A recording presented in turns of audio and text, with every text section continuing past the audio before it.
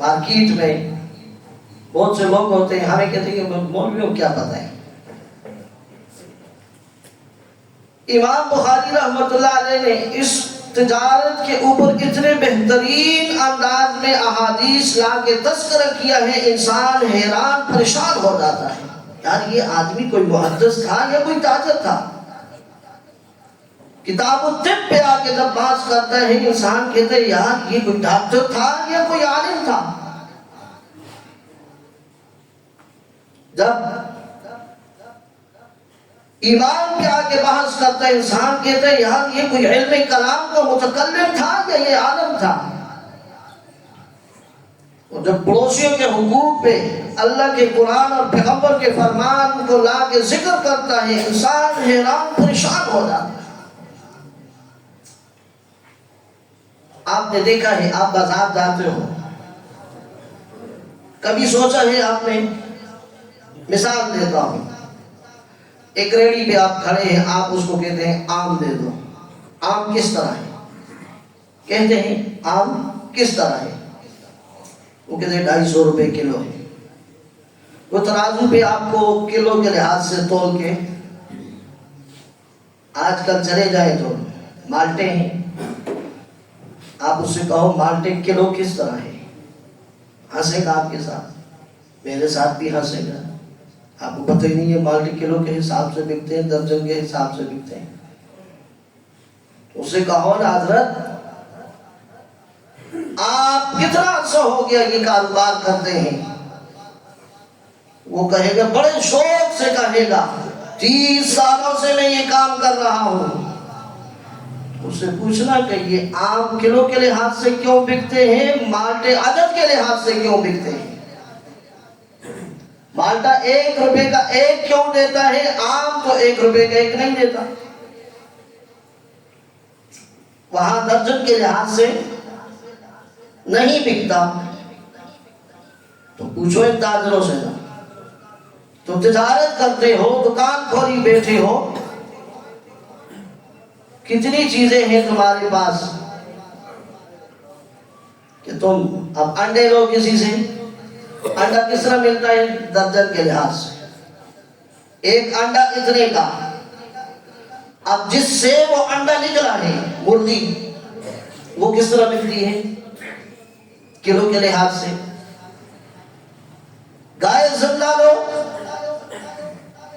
اور اعتبار سے، کسائی کے پاس جاؤ، وہ کلو کلو تول کے ان سے پوچھو نا، آؤ نا ہمیں بتاؤ نا یہ فلسفہ تمہیں کس نے دیا ہے، کس نے سمجھایا ہے، کیوں یہ کلو ہے، کیوں یہ عدد کے لحاظ سے ہے؟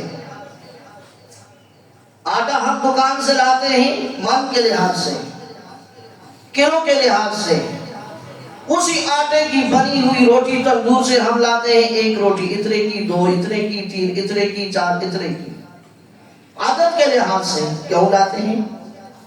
وہاں کیوں نہیں وہ تندور والا کہتا کہ کلو روٹیاں 100 روپے کی؟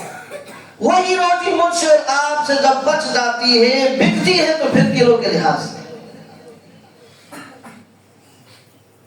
اب کوئی آدمی کہے یہ پیٹر کی کلاس میں پڑھایا جاتا ہے، یہ سائنس میں پڑھایا جاتا ہے، یہ میتھ میں بتائی جاتی ہیں، یہ فزکس میں پڑھائی جاتی ہیں، یہ بیالوجی میں پڑھائی جاتی ہیں، ساری دنیا کے پڑھے لکھوں کو لا کے جمع کر دے، کوئی بھی تمہیں نہیں بتائے گا کہ یہ کلو کے لحاظ سے کیوں بک رہا ہے، یہ عدد کے لحاظ سے کیوں بک رہا ہے۔ لیکن ایک بخاری کے طالب علم کے سامنے بیٹھو گے، وہ آپ کو بتا دے گا کہ یہ چیز کلو میں اس لیے بک رہی ہے، یہ چیز عدد میں اس لیے بک رہی ہے، اس لیے کہ یہاں رسول اللہ کا یہ فرمان ہے، یہاں رسول اللہ کا یہ فرمان ہے۔ سوٹ تیار ہو گیا، یہ جبہ ہے تیار ہو گیا، وہاں جاتے ہیں دکان سے خریدنے کے لیے، کبھی دکان نے وہ اپنا گز نکالا ہے، اس کو اس طرح ناپ کے کہ اتنے گز جبہ ہے جی، اتنے پیسے دے دو، عدد۔ لیکن اسی کا کپڑا خریدنے جاؤ، وہ گز نکالے گا فوراً، 10 گز ہے جی، 10 میٹر ہے جی، اتنے کا، اس سے پوچھو کیوں؟ وہاں تو جار دے رہا ہے اتنے کا، یہی کپڑا ہے یہاں تو گز اور میٹر کے لحاظ سے دے رہا ہے، کیوں؟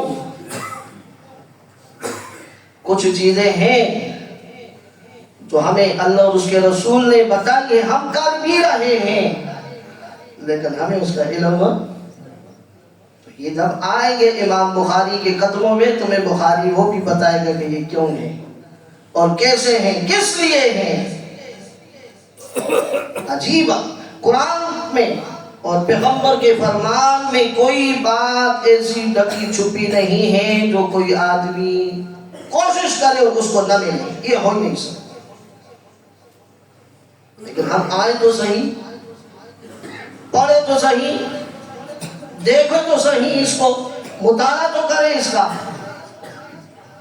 تو آخری حدیث امام بخاری رحمۃ اللہ علیہ نے جو اپنی کتاب کی لائی، اور یہ میں اس کے کہہ دوں کہ امام بخاری رحمۃ اللہ علیہ کے 1100 اساتذہ تھے اور آپ نے یہ کتاب لکھی ہے 16 سال میں، اور ہر کتاب میں جو حدیث درج کرتے تھے،